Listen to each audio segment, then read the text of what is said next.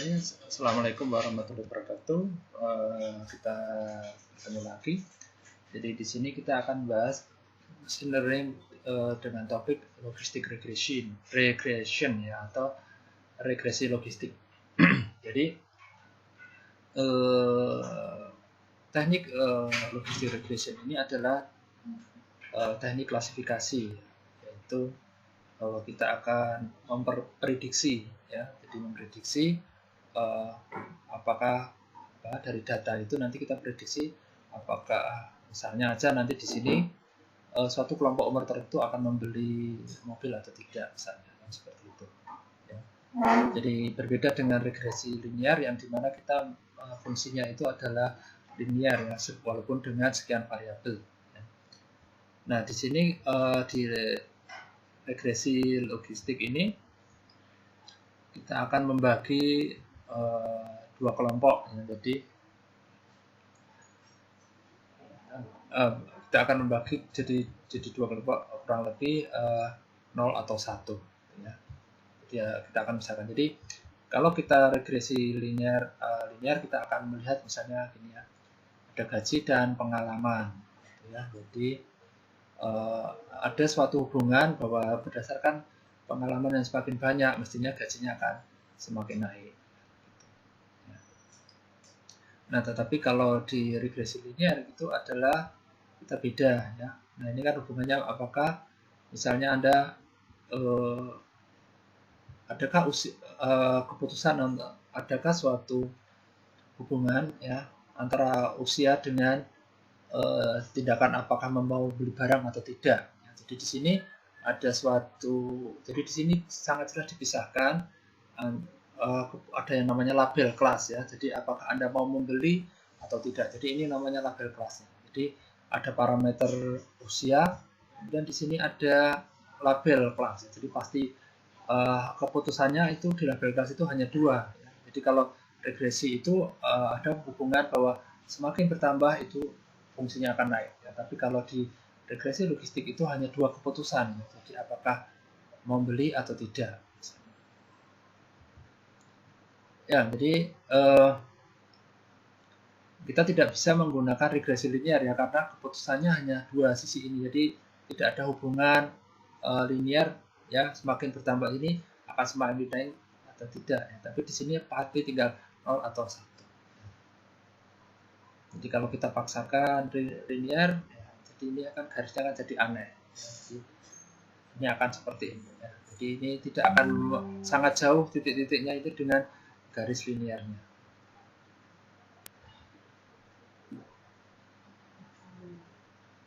Ya, jadi untuk itu kita tidak menggunakan garis linear seperti ini, tapi kita gunakan fungsi sigmoid ya. Jadi untuk menggambarkan, supaya bisa menjangkau keseluruhan titik yang ya. Jadi kita gunakan fungsi sigmoid. Nah, jadi seperti ini. Ini adalah persamaan regresi logistiknya. Ya, kita pakai fungsi regresi linear plus fungsi sigmoid ya, namanya regresi logistik.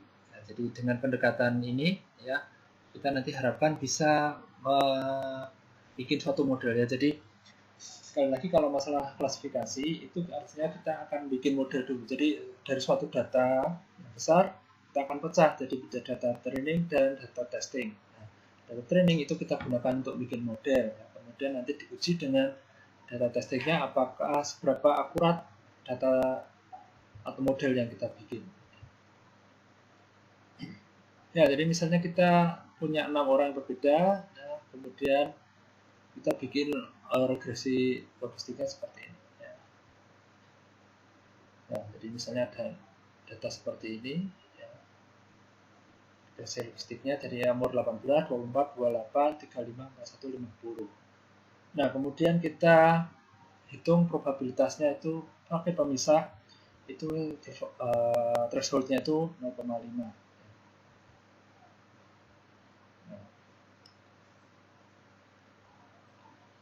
Ya, jadi di sini kita anggap ya, kita proyeksikan di situ, jadi kita potong datanya itu kurang lebih 0,5. Jadi artinya apa?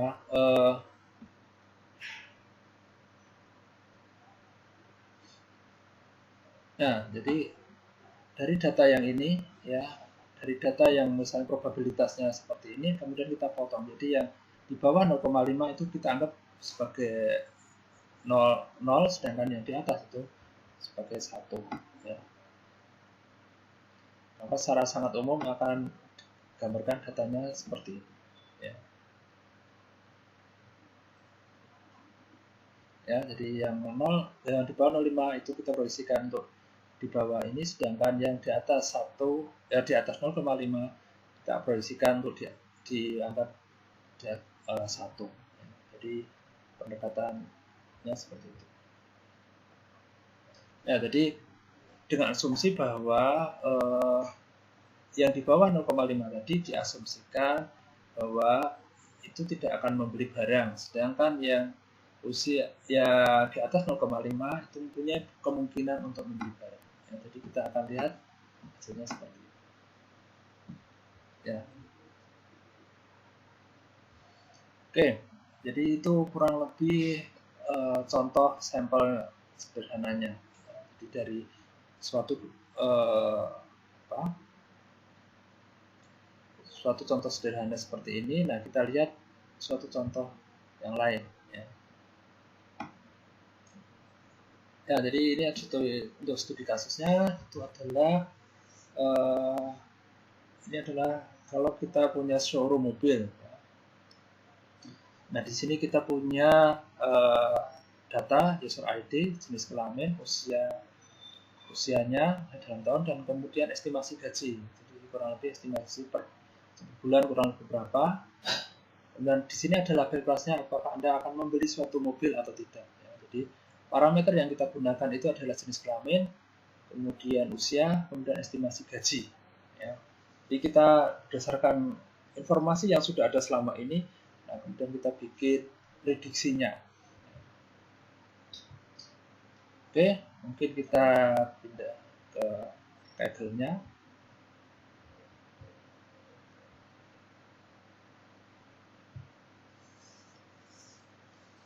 Ya, jadi seperti ini.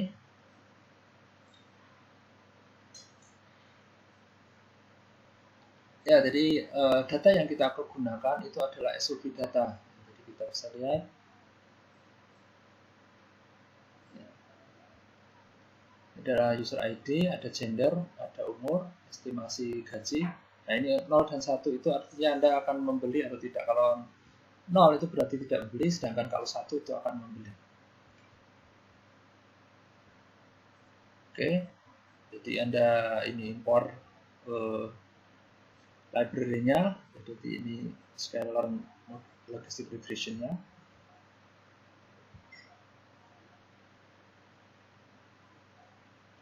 Oke, nah kita baca datanya. Jadi Anda datanya bisa pakai add data. Ya.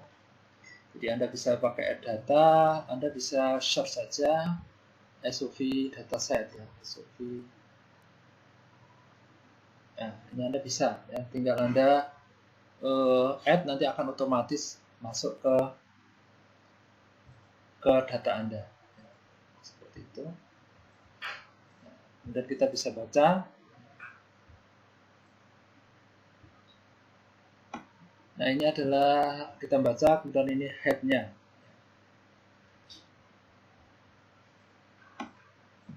Nah, kemudian kita lihat shape-nya.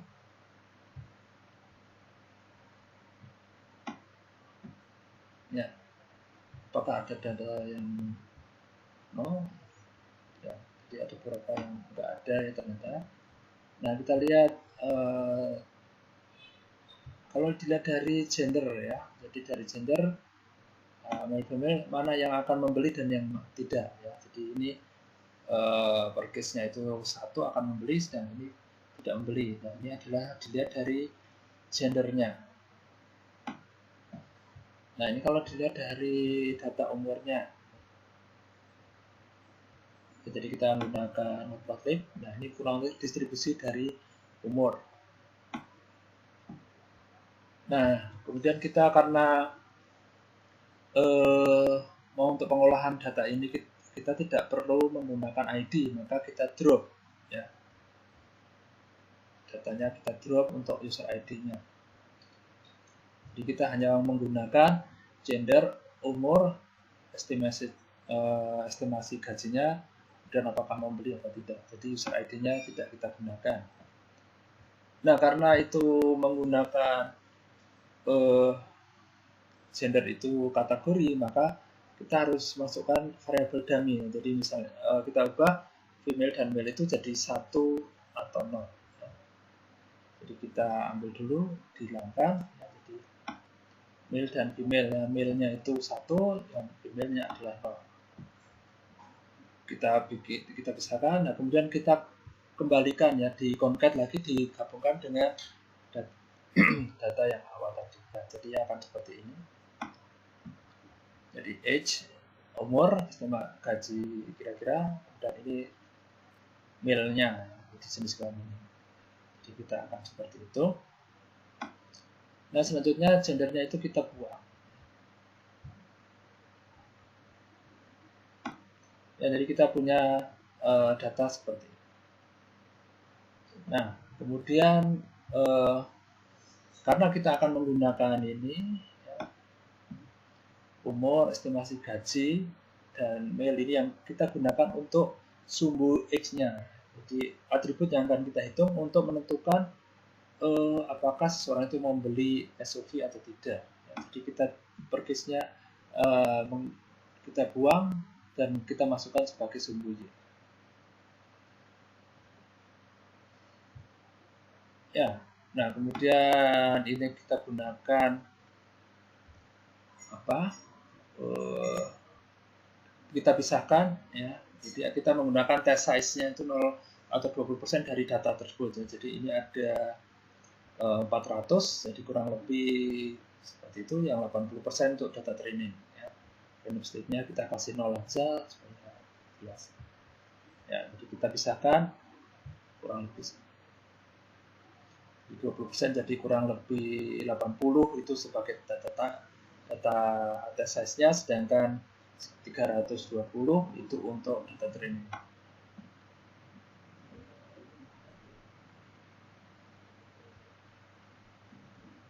Nah, kemudian kita bikin model logistik regression dengan sumbu data trainingnya. Nah, kita kemudian prediksi ini dengan data testnya. Nah, kita bisa lihat ini yang namanya confusion metric. Ya.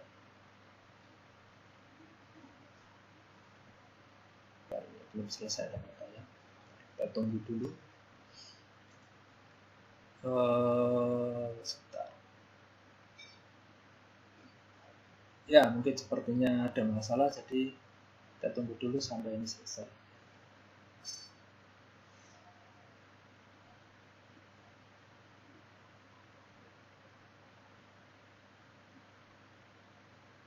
Karena datanya memang cukup banyak, tunggu.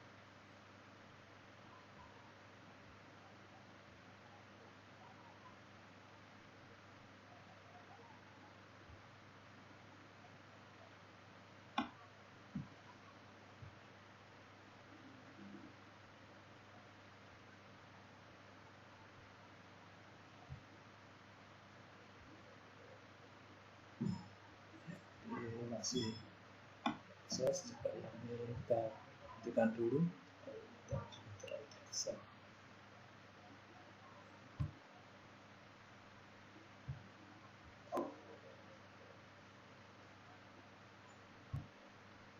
Kita ulangi aja dari awal.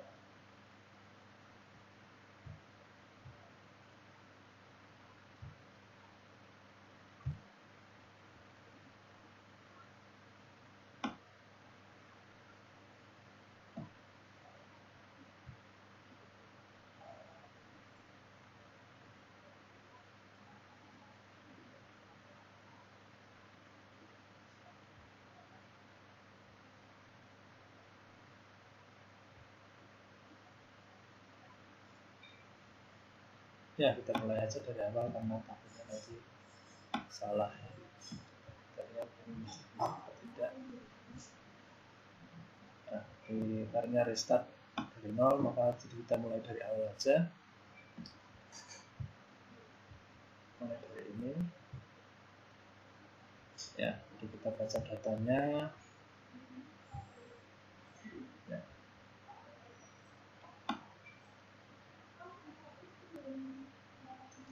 Ini kita bisa lewati aja. Ya.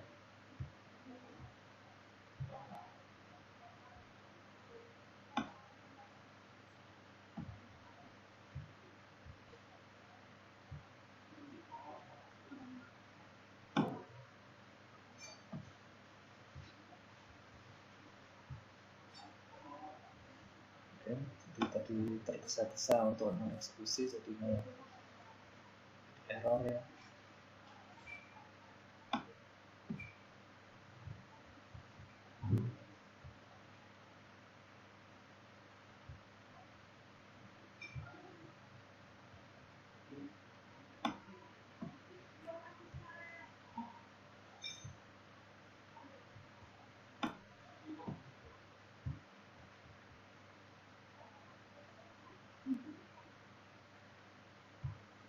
Selesai.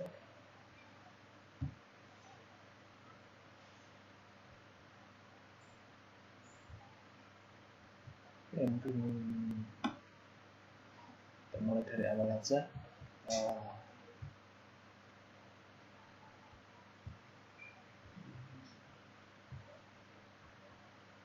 Stop session dulu aja.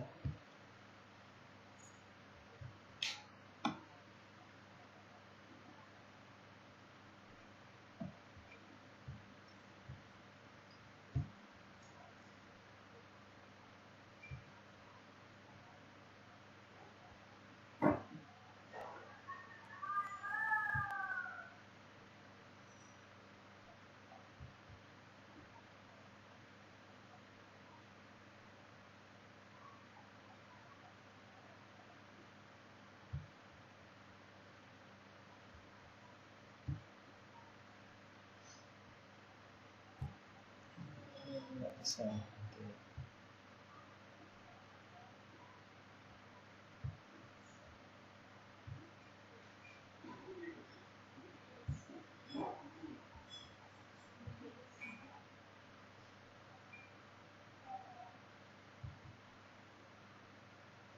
Ya, nanti kita coba aja, kita copy aja.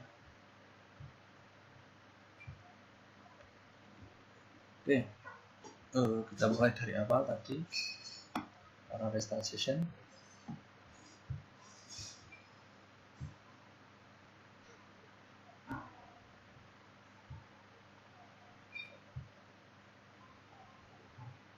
Ya, jadi mungkin ini jadi pengalaman aja ya, jadi mungkin ada kalau dalam prakteknya mungkin kita bisa berharap ini malah jadi pengalaman gitu ya, dan kendala-kendala yang mungkin Anda hadapi.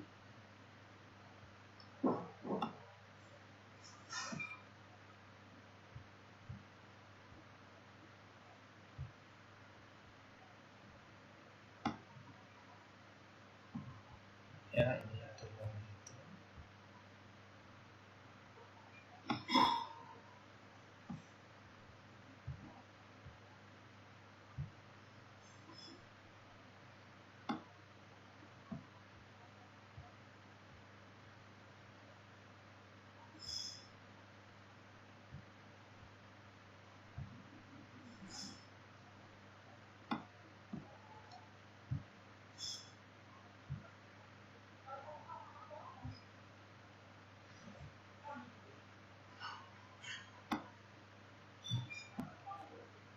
Ya, kita coba mudah-mudahan berhasil.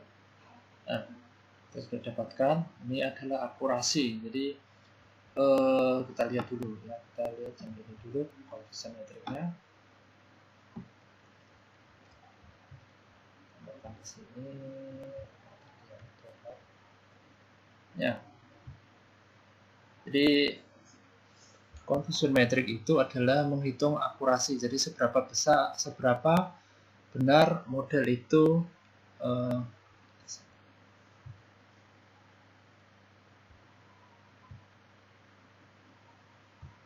ya, jadi akurasi itu menghitung seberapa akurat ya, akurat model yang kita buat. Jadi akurasi ini akurasi itu dilihat dari sisi ya, kalau tabelnya nanti true kemudian false. Jadi bagi model true false ya, tambah ini jadi ini false, kemudian dibagi true dulu, dibagi true false plus false true plus false ya. Ya, jadi kalau di sini itu kurang lebih ya, jadi akurasi ini kurang lebih akan sama dengan 57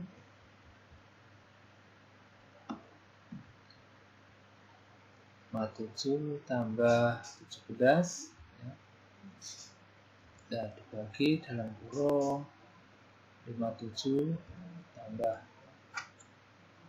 1 tambah 5 tambah 17. Maksudnya apa ya? Jadi di sini biasanya ini adalah ada mod.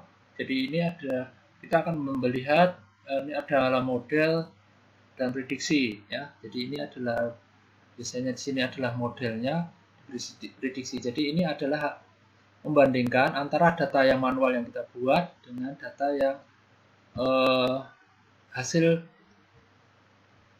prediksi, hasil dari model yang kita bikin. Jadi istilahnya itu kalau kita pakai baju gitu ya. Jadi apakah ukuran baju yang ditentukan oleh pabrik itu sesuai dengan yang estimasi kita ya. Jadi yang ini artinya bahwa ada kecocokan antara model dan prediksi ya. Yang ini sama-sama benar, ya ini sama-sama salah. Ya. Jadi di sini artinya apa? Sama-sama mau membeli atau sama-sama tidak mau membeli itu pas. Tapi di sini ternyata di sini mungkin model prediksinya itu mengatakan dia membeli, tapi ternyata tidak. Sedangkan di sini dinyatakan tidak, tapi ternyata dia membeli. Ya, seperti itu. Ya, jadi ini adalah akurasi ya. Ya, jadi ini adalah program yang ada di modul. Jadi kita bisa lihat, kita eksekusi. Ya, kita kalau ini test size-nya pakai 25% ya, random seed-nya pertemuan. Nah, jadi ini akan beda coba kalau kita gunakan modul. Hasilnya nanti akan sama. Ya, akan sama seperti ini. Ya. Jadi kenapa semakin besar kita menggunakan ini, tentu saja akurasinya akan semakin tinggi. Ya.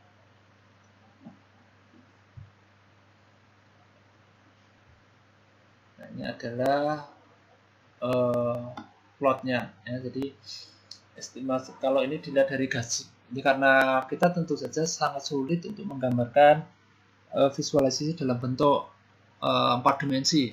Jadi Anda mau beli, nah kemudian ada usia, kemudian estimasi gaji, kan gitu. Jadi yang bisa kita gambarkan sebenarnya adalah cenderung seperti ini, ya, pakai 2 dimensi. Jadi ini estimasi gaji dan usia, kemudian di sini Anda mau beli atau tidak, ya. Jadi kita sangat sulit sekian dimensi. Ya. Nah ini kalau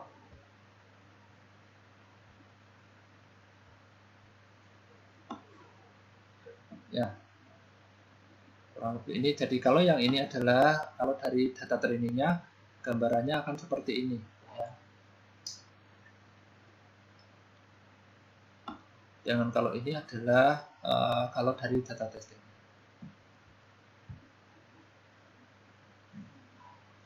Oke, itu adalah contohnya. Nah, tugas Anda nanti silakan Anda coba yang ini. Silakan Anda nanti sebenarnya saya sudah unggah. Ya, tinggal Anda nanti tinggal pakai file ya.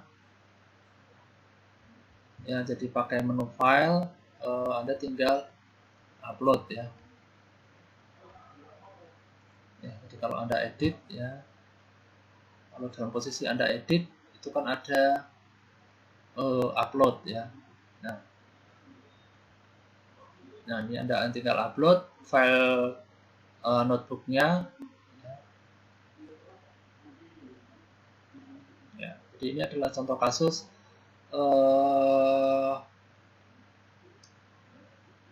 ya untuk advertisement ya. Jadi ada umur dan sekian parameter ya.